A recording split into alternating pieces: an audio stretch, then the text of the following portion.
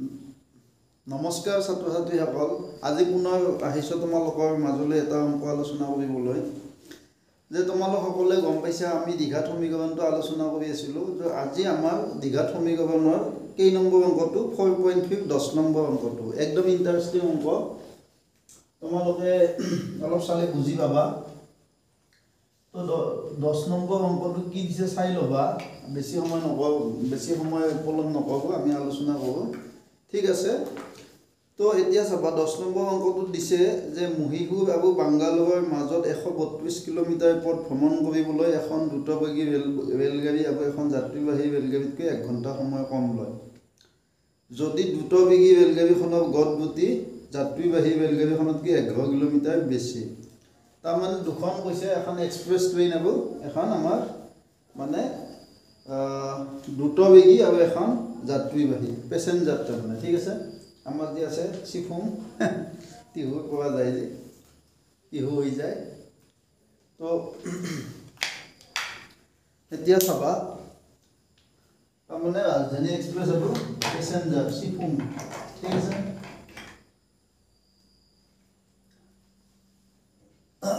তো এতিয়া চাবা যে তোমালোক কি কৈছে যে ৰেলগাড়ী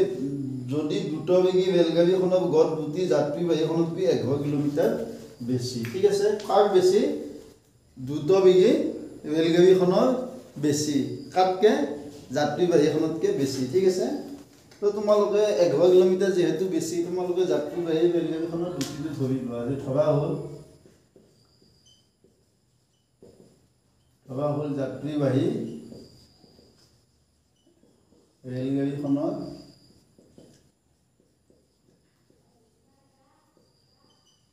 গড় গতি x কিলোমিটাৰ পাৰ আৱাৰ তাৰমানে যাত্ৰীবাহী ৰেলগাড়ীখনৰ গড় গতি আমি কিমান ললো x কিলোমিটাৰ পাৰ আৱাৰ ললো ঠিক আছে এতেকে দ্ৰুতবেগী ৰেলগাড়ীখনৰ গড় গতি কি হ'ব ইয়াতকে 11 কিলোমিটাৰ বেছি গড় গতি কি হ'ব x + 11 কিলোমিটাৰ পাৰ আৱাৰ মানে আগৰখনতকে 11 কিলোমিটাৰ বেছি ঠিক আছে এনে স্পিড মানে দ্ৰুতবেগীখনৰ স্পিডটো বেছি হ'ব 11 কিলোমিটাৰ বেছি দিছি ঠিক আছে তো এতিয়া তোমালোকে চাবা যে দুখন ট্ৰেইনে 132 কিলোমিটাৰ ভ্ৰমণ কৰোতে কি হয় যে ই যেতিয়া 132 কিলোমিটাৰ ভ্ৰমণ কৰিব আৰু ই যেতিয়া 132 কিলোমিটাৰ ভ্ৰমণ কৰিব তেতিয়া ইয়াতকে 1 ঘণ্টা সময় কম লয় মানে এই দ্ৰুতবেগীখনৰ 1 ঘণ্টা সময় কম ল'ব কাটকে কম ল'ব এইখনতকে কম ল'ব ঠিক আছে তো এতিয়া তোমালোকে চোৱা যে যাত্ৰীবাহী ৰেলগাড়ীখনে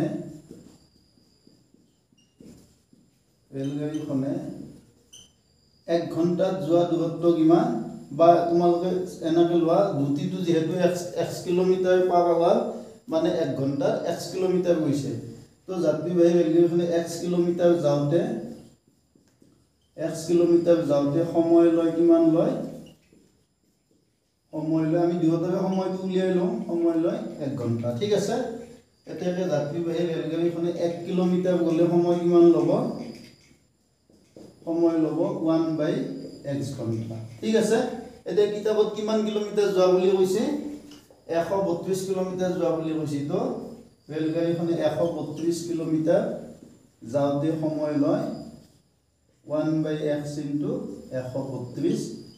ঘণ্টা ঠিক আছে মানে 132/x ঘণ্টা হ'ব ক্লিয়াৰ তো ই x কিলোমিটাৰ দ্ৰুতিটো x কিলোমিটাৰ পাৱাৰ মানে কি x কিলোমিটাৰ যাওঁতে 1 ঘণ্টা সময় লয় তো 1 কিলোমিটাৰ যাওঁতে সময় ল'ব 1/x ঘণ্টা আৰু 132 কিলোমিটাৰ যাওঁতে সময় ল'ব 1/x * 132 ঘণ্টা মানে 132/x ঘণ্টা তো ঠিক আছে একেদৰে তোমালোকে এতিয়া এই দ্ৰুতবেগীখনৰ কিমান সময়লৈ উলিয়াই লয় 132 কিলোমিটাৰ যাওঁতে ঠিক আছে ইয়াৰ দ্ৰুতিটো x আছিল তো সময় ল'লে 132/x তো ইয়াৰ দ্ৰুতিটো কিমান x + 11 গতিকে ইয়াৰ সময় ল'ব কিমান 132 টো একে থাকিব দুটাৰে আকৌ x ৰ জায়গাত কি বহুৱাই দিম x + 11 বহুৱাই দিম ঠিক আছে তো তোমালোকে এতিয়া লেখা একেদৰে এনেকৈ লেখা একেদৰে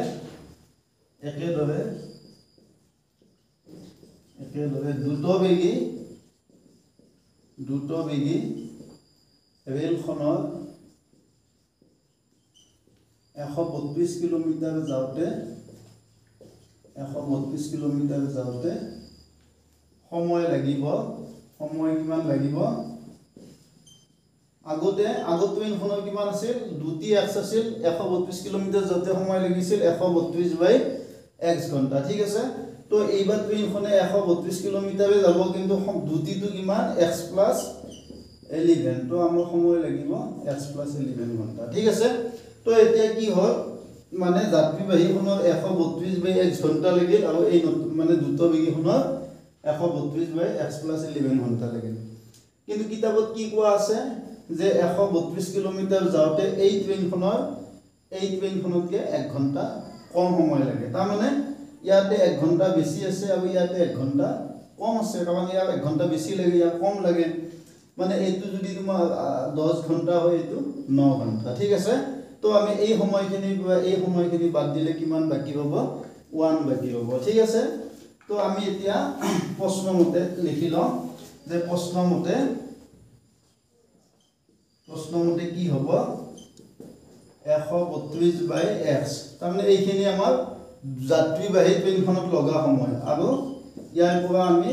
দ্ৰুতবেগী ট্ৰেইনখনৰ লগা সময়খিনি মাইনাস কৰিলে কিমান হ'ব 1 হ'ব কাৰণ এইটোত 1 ঘণ্টা বেছি আছে এইখিনিতকে ঠিক আছে তো এতিয়া তোমালোকে কি কৰা লসাগু উলিয়াবা এটো সৰল কৰি লোৱা এতিয়া লসাগু ললে কি হ'ব x হ'ব x + 11 ৰ লসাগু x * x + 11 ঠিক আছে তো এইটো তোমালোকে লসাগু উলিয়ালে ইয়াতে x আছে x + 11 টো নাই গতিকে ইয়াৰ লগত x + 11 টো মাল্টিপল কৰি দিবা মাইনাস মাজত মাইনাস আছে ইয়াতে x + 11 আছে x টো নাই গতিকে x বাদ যাব মানে 132 ৰ লগত x টো মাল্টিপল হ'ব ঠিক আছে এটো তোমালোকে নিশ্চয় পাইছা এটো হৰ x আছে ইয়াত x + 11 লসাগু x * x + 11 হ'ব x দি এখিনি x + 11 বাদ যাব তো হেতু ইয়াৰ লগত মাল্টিপল হ'ব ঠিক আছে তো এখিনি সৰল কৰা তোমালোকে এটো x * x পূৰণ কৰিলে কি হ'ব x² হ'ব আৰু এটো x * 11x হ'ব 132 পূৰণ x 132x 132 দি 11 ক মাল্টিপল কৰা কিমান হ'ব নো এটো 132 আৰু 132 মানে 2 3 2 5 1452 হ'ব ঠিক আছে এটা একদম সহজ 1452 হ'ব আৰু এটো 132x ইজুগেল 1 এটা এই 132x টো যোগ আছে এটো বিয়োগ আছে তো ক্যান্সেল হ'ব কাট যাব কাট গলে কি থাকিল ওপৰত কি থাকিল 1452 ঠিক আছে ওপৰত কি থাকিব 1452 আৰু তলত থাকিব x² + 11x একদম সিম্পল অংক তো ইয়াৰ তলত কি আছে 1 আছে মাল্টিপল ক্ৰস মাল্টিপল কৰি দিয়া মানে কি মানে ইয়াৰ হৰটোৰ লগত ইয়াৰ লগটো পূৰণ ইয়াৰ হৰটোৰ লগত ইয়াৰ লগটো পূৰণ ঠিক আছে ইয়াৰ তলতে 1 আছে নেটখাৰে সব সংখ্যাৰে তলতে 1 থাকে তো মাল্টিপল কৰি এখিনি লগত এখিনি মাল্টিপল কৰিলে কি হ'ব x² + 11x হ'ব এটোৰ লগত এটো 1 এটো 1 ৰ লগত যি পূৰণ দিয়া হেই হয় আৰু এটো 1 ৰ লগত এটো পূৰণ দিলে 1452 হ'ব ঠিক আছে তো তোমালোকে এতিয়া x² পালা 11x পালা এই 1452 তে হিপিনে যোগ আছে সমান চিহ্ন ইফালে লৈ আহিলে কি হ'ব মাইনাস হ'ব 1452 তো আমাৰ দ্বিঘাত সমীকৰণটো হৈছে এইটো তো এইটো তোমালোকে এতিয়া নিজৰ ইচ্ছা মতে তিনটা পদ্ধতি পাইছা তোমালোকে তো তিনটা পদ্ধতি যিকোনো এটা পদ্ধতি দি সমাধান কৰা ঠিক আছে তো কিহেদি সমাধান কৰিবা আমি কি কৰো দ্বিঘাত সূত্ৰই দিয়া কৰি দিম ঠিক আছে তোমালোকে যেটো দি সুবিধা হয় হেতু দি কৰিবা তো ইয়াতে দ্বিঘাত সূত্ৰই দি কৰিলে মই 1 বুলি দিম ঠিক আছে তো 1 হ ax² + bx + c ইকুৱেল 0 ৰ লগত তুলনা কৰি পাও কি পাও আমি a মানে x² হওক কিমান আছে 1 আছে ঠিক আছে b মানে 100 হওক 100 হওক কি আছে 11 আছে আৰু c মানে -1452 আছে ঠিক আছে তো এতিয়া আপোনালোকে তোমালোকে এতিয়া তোমালোকে দীঘা সূত্ৰটো বহুৱাই দিয়া ঠিক আছে তো দীঘা সূত্ৰটো আমাৰ কি আছিল এতিয়া দীঘা সূত্ৰ মতে আমি কি পাম দীঘা সূত্ৰ মতে x ইকুয়াল কি আছিল মাইনাস b আছিল b মানে ইয়াতে কি পালো 11 পালো না minus b plus minus b square মানে 11 স্কয়ার মাইনাস 4 a মানে কিমান 1 আৰু c মানে -1452 ঠিক আছে তলত টুৱাইস a মানে 1